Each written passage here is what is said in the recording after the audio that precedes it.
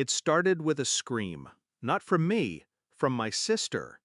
"You are selfish," she spat, arms crossed, toddler on her hip, the other one wailing in the hallway. "You live here for free. The least you can do is help." I was cutting vegetables, didn't even look up. "I pay the mortgage, electricity, water, internet. You're the ones living here for free." She stormed off. 10 minutes later, my dad came in. "You hurt her feelings," he said. "Just help out more, okay? You know how stressed they are." I nodded. But inside, I shut the door. I used to adore my sister. She was my shadow growing up. Bright, reckless, loud. We built blanket forts, shared secrets. I covered for her when she snuck out, even took blame once for a dent in Dad's car. She cried, I paid. Always thought one day she'd return the favor. Turns out, she never learned the difference between love and leverage. It started slow. They moved in temporarily after her husband lost his job.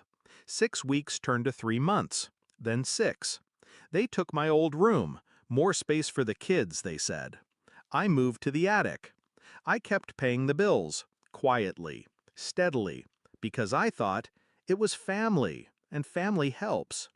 But the day I said no to free childcare, they turned on me like a pack of wolves. It wasn't just her, it was all of them. My mom said I lacked compassion. My dad said I was making things tense. Her husband?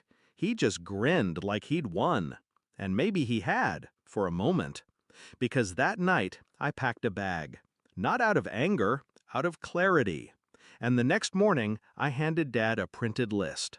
Starting next month, I won't be covering these. He scanned it. Mortgage, utilities, subscriptions. You're being dramatic. I'm being done. I walked out with a duffel bag and a $3.79 cup of coffee.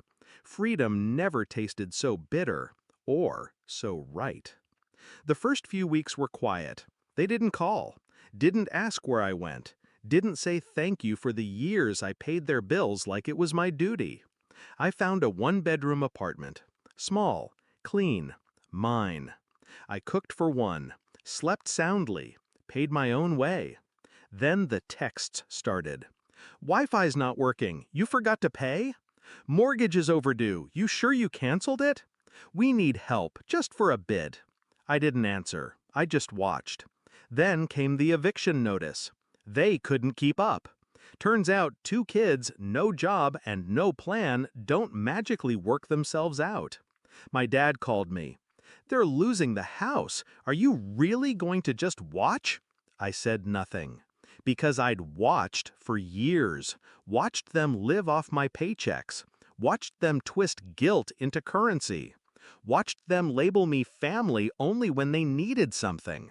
Now it was my turn. I did help, though. Just not the way they expected. I contacted the landlord. Told him I'd been the silent payer for years. I gave him documentation, transfer receipts, statements, and I offered him a clean break he could sell. A week later, the house went on the market. 3 months after I left, they were out. I ran into my sister at the grocery store a few weeks later. She looked tired, unbrushed hair, cracked phone screen, baby crying in the cart. She didn't speak right away. Then she muttered, "You ruined everything." I took a deep breath, held her gaze.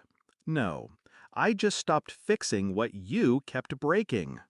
My parents now rent a small condo across town. Her husband moved back in with his parents. And she? She couch surfs between friends. No more spa weekends, no more mimosas while I folded their laundry. Just reality. It was never revenge. It was release.